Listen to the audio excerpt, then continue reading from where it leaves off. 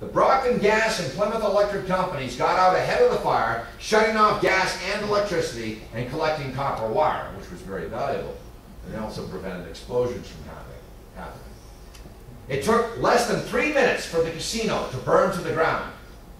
Again, this fireplace belongs to the O'Connor family. The Ocean Bluff house was razed in 5 minutes. Police warned about exploding projectiles and missiles being launched from the casino. What they were talking about were exploding bottles of beer.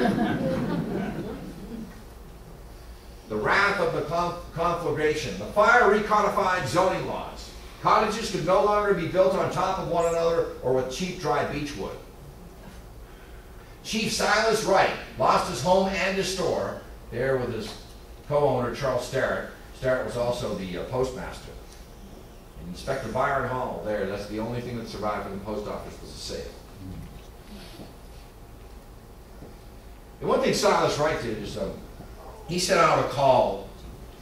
They marshaled every fire company within a 30-mile radius. And in those days, firefighters, fire companies would hesitate to call other fire companies because it somehow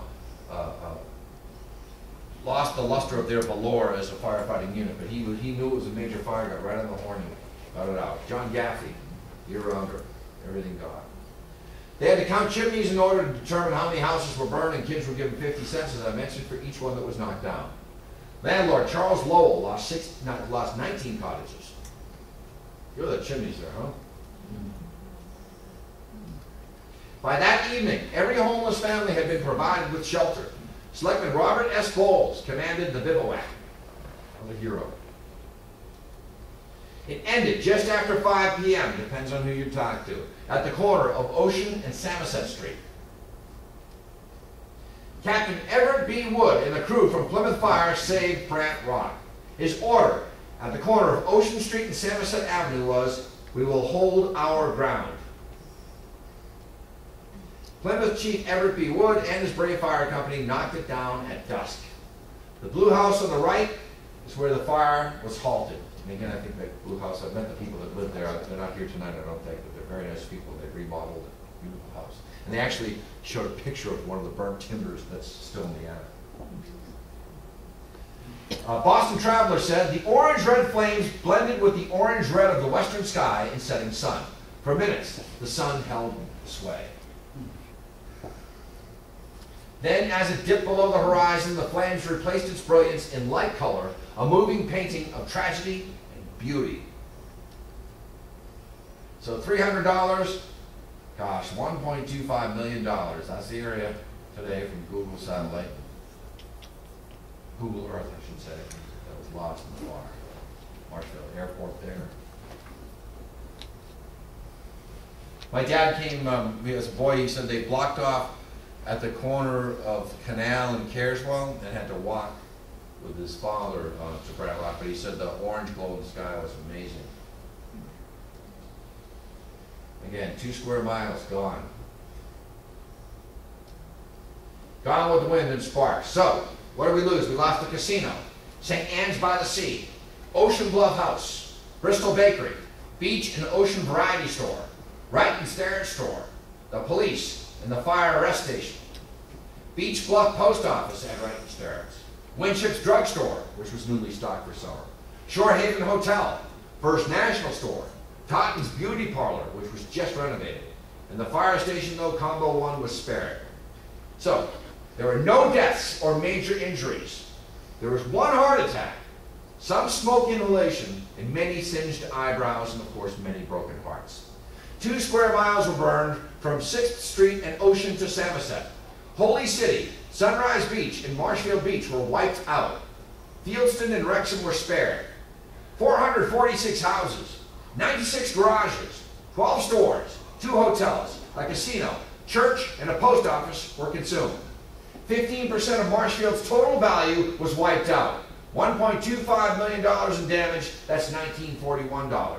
I guess in 2010, that's what, over $1 trillion? Zoning laws would be recodified, including lot spaces and building materials. Popping beer bottles and cans at the casino became a fusillade of missiles, hand grenades, spouting foam 30 feet into the air with scalding liquid. Residents were warned. Smoke, as I mentioned, was seen from Provincetown, Boston, Cape Cod, Lynn, Nantucket. An inbound fishing vessel thought it was Boston on fire, then he thought it was Scituate, then he knew it was Brant Rock, and then he saw it was his house. The glow in the sky that night was a blood red. Gawkers and residents forced to walk a few miles to see destruction. Most had to travel along the beach to get up and down the fire corridor. Some say birds don't nest there anymore, and butterflies are rare. A woman told me that at one of my lectures. So what are the 23 responding fire departments that came to the assistance of Silas Wright and the Marshville Fire Department? They are Kingston, Duxbury, Falmouth, Bourne, Brockton, Norwell, Cohasset, Scituate, Rockland, Whitman, Abington, Plymouth, Shawnee Forest, Miles Standish State Forest, Hanover, Middleborough, State Conservation Department, Bridgewater, Weymouth, Hingham, Braintree, Randolph, Holbrook, up to 40 miles away. And all of it was not called until noon the following day on April 22nd. The movement of the firestorm was as follows. Ocean Street, 6th Road, 5th Road, 4th Road, 3rd Road, 2nd Road, 1st Road, Beach Avenue, Everson Village District, South Abington Avenue, Shepherd Avenue, Seminole Street, Secundit Street, Setauket Street, Saginaw Street, Chickatawbut Street, Massasoit Street, a partial of Shawmut Street, and then the tip of Samoset Street. McAdam roads, fire hose, shoes, wires, and tires melted in the heat. Brockton Gas Company and Commonwealth Electric got out ahead of the blaze, turning off gas and electricity. So why was I called to this fire? And it kind of shocked me. My name isn't that common, but the people that lost everything, there's a Mary Horrigan, just like my last name, no relation, on Ocean Street, and a Nora Horrigan that also lost. Now, does anybody know where this fire memorial is? Across from St. Anne's. Yes, across from St. Anne's, correct. A nice little bench. It's maintained by, I think, the Friends of the Youth of St. Anne's that maintains it. They do a wonderful job. But if you get a chance, look both ways before you cross the street. Hit and run is now an Olympic sport in Massachusetts. But it's a wonderful little tribute to the Great Brant Rock Fire. Yeah, another close-up.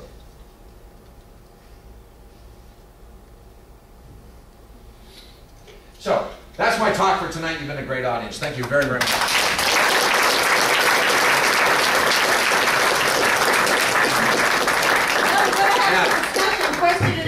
Discussion if you were... This is where I get to hear your stories now.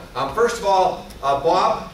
Bob came from New Hampshire. Bob, if you could just say hello to everybody. Bob was witness to Great Brant Rock Fire. Yeah, my grandfather had a place across from St. Anne's on the water, just behind the memorial.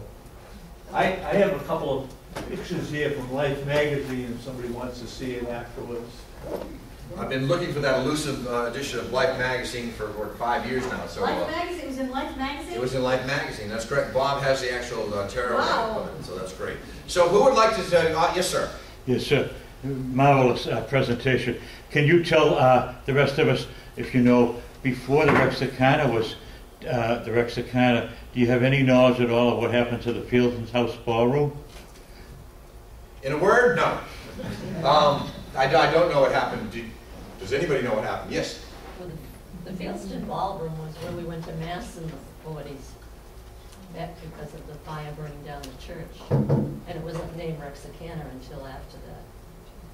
The old adage is some people were happy to see the Rex go in 1978. I think Greg Durr was the photographer, I think, that first heard about that and raced down and got the famous photographs taken.